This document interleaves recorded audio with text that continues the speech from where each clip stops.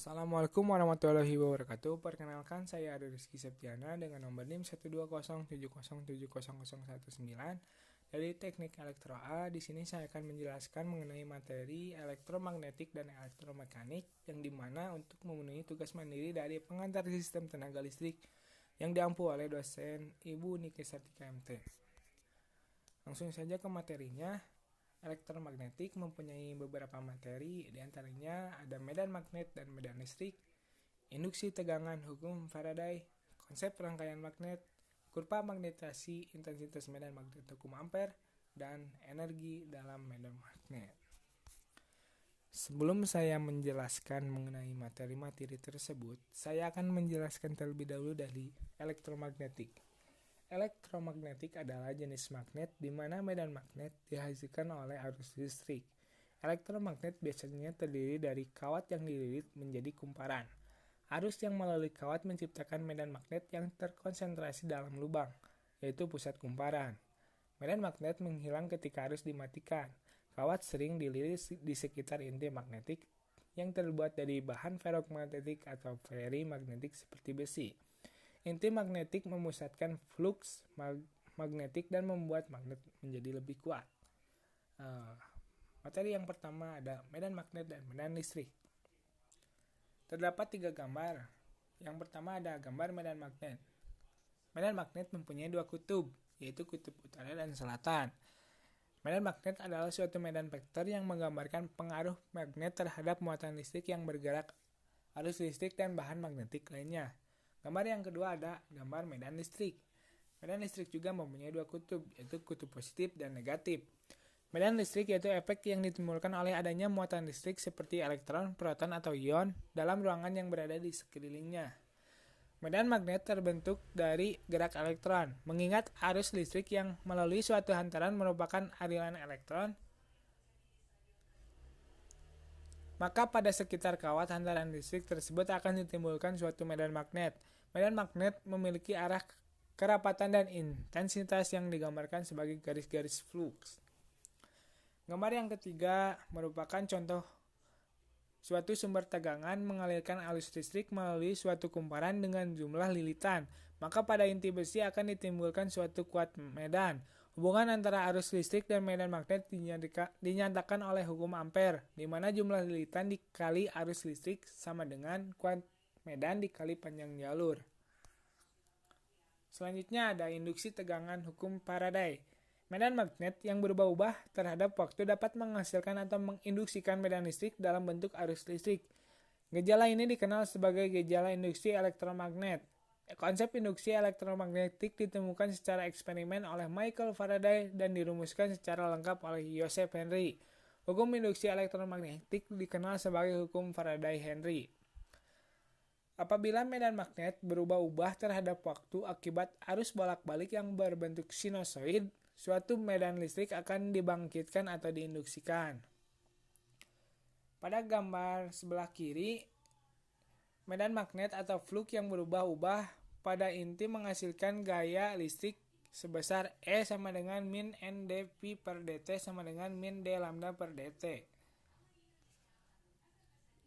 Di mana perubahan flux yang menghasilkan gaya gerak listrik tersebut dapat terjadi karena perubahan fungsi waktu akibat arus bolak-balik yang terbentuk sinusoid dan fungsi putaran theta akibat berputarnya rotor pada mesin-mesin dinamis. Secara terperinci, hukum Faraday dapat dituliskan seperti pada rumus E dt sama dengan min d per dt integral SBdA. Untuk transformator hanya terdapat gejala induksi karena transformasi yaitu E transformasi. Untuk mesin arus searah hanya terdapat E rotasi, sedangkan pada mesin arus bolak-balik terdapat E rotasi maupun E transformasi. Materi selanjutnya ada konsep rangkaian magnet. Arus listrik yang dialirkan melalui pengantar yang diberikan pada inti besi yang disebut bentuk cincin toroidal akan menghasilkan medan magnet yang sebanding dengan jumlah lilitan dikalikan dengan besaran arus listrik. Gaya gerak magnet adalah perbedaan potensial magnet yang cenderung menggerakkan fluks di sekitar cincin toroidal. Gerak fluks di sekitar cincin selain ditentukan oleh besaran ggm juga merupakan fungsi dari tahanan inti besi yang membawa fluks tersebut. Lanjut ke kurva magnetasi. Kurva magnetasi yaitu kurva yang menggambarkan karakteristik sebuah material logam menggunakan parameter medan magnet meliputi kerapatan medan magnet B terhadap intensitas medan magnet H. Persamaan di atas memperlihatkan hubungan sifat magnetik suatu bahan dengan permeabilitas yang dapat ditunjukkan melalui kurva kerapatan flux B sebagai fungsi dari kuat medan H yang biasanya disebut kurva BH atau kurva magnetasi. Kurva B-H hanya dipengaruhi oleh jenis bahan yang dipakai dan tidak bergantung pada dimensi bahan tersebut. Selanjutnya, intensitas medan magnet menurut hukum Ampere. Intensitas kemagnetan didefinisikan sebagai momen magnet per satuan volume. Medan magnet yang terukur oleh magnometer adalah medan magnet induksi, termasuk efek magnetisasinya yang diberikan oleh persamaan.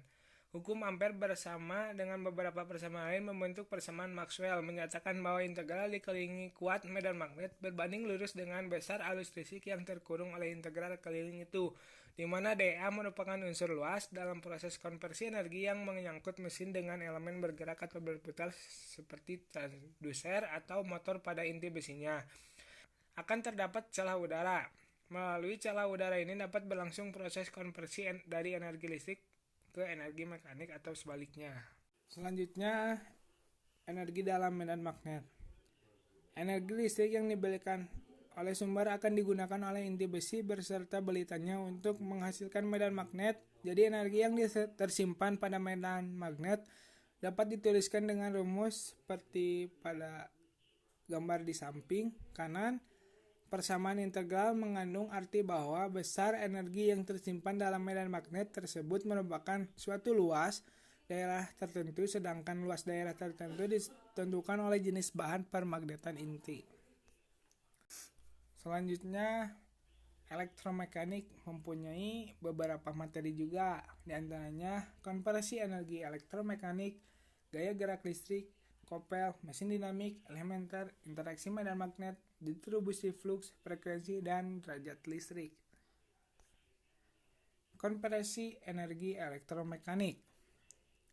Elektromekanik mengacu pada proses pengubah energi listrik menjadi energi mekanik dan sebaliknya. Contohnya seperti pada gambar tersebut.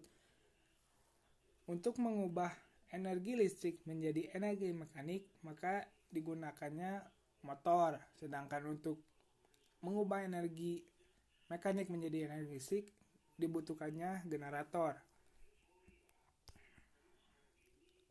Gaya gerak listrik. Gaya gerak listrik disingkat GGL. Adalah aksi listrik yang dihasilkan oleh sumber non-listrik perangkat yang mengubah bentuk energi lain menjadi energi listrik seperti baterai atau generator, menghasilkan GGL sebagai keluarannya. Arah daya gerak listrik ditentukan oleh aturan tangan kanan, yaitu dengan jempol telunjuk dan jari tengah yang saling tegak lurus menunjukkan masing-masing arah P, B, dan E.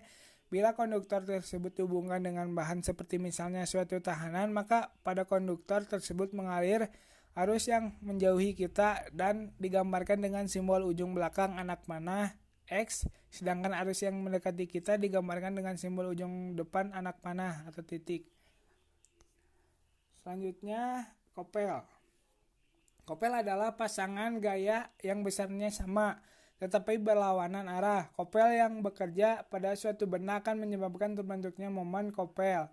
Momen kopel adalah perkalian silang antara vektor gaya dan vektor jarak suatu benda. Arus listrik yang dialirkan di dalam suatu medan magnet dengan kerapatan flux B akan menghasilkan suatu gaya F. Arah gaya ini ditentukan oleh aturan tangan kiri dengan jempol telunjuk dan jari tengah yang saling tegak lurus menunjukkan masing-masing arah. Pada saat gaya F dibangkitkan, konduktor bergerak di dalam medan magnet dan seperti diketahui akan menimbulkan gaya gerak listrik yang merupakan reaksi lawan terhadap tegangan penyebabnya. Agar proses konversi energi listrik menjadi energi mekanik dapat berlangsung, tegangan sumber yang lebih besar daripada gaya gerak listrik lawan. Selanjutnya, mesin dinamik elementer.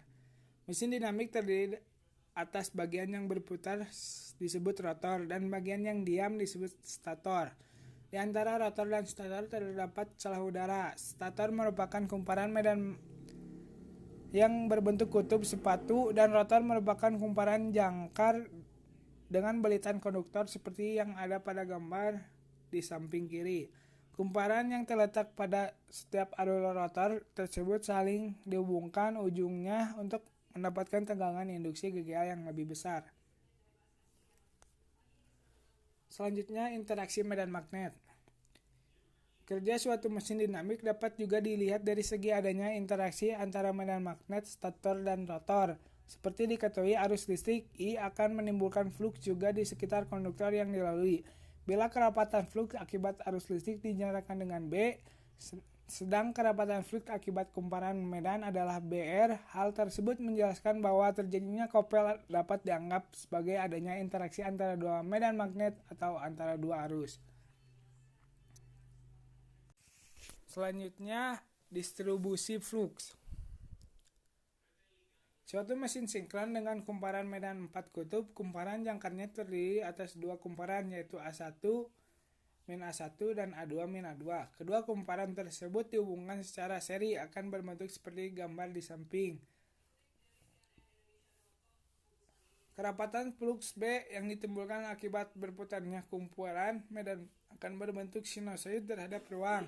Perlu diperhatikan bahwa bentuk sinusoid di sini adalah sebagai fungsi bukan fungsi waktu. Selanjutnya, derajat listrik. Besar sudut yang ditempuh oleh tegangan yang dihasilkan akibat perputaran kumparan di antara kutub-kutub magnet. Pada mesin 4 kutub seperti gambar sebelah kiri, terlihat bahwa setiap satu kali putaran mesin, tegangan induksi yang ditimbulkan sudah menyelesaikan dua siklus penuh atau dengan kata lain 360 derajat. Perputaran mekanik sama dengan 720 derajat putaran listrik. Jadi sudut listrik sama dengan jumlah listrik per dua kali putaran dikali sudut mekanik.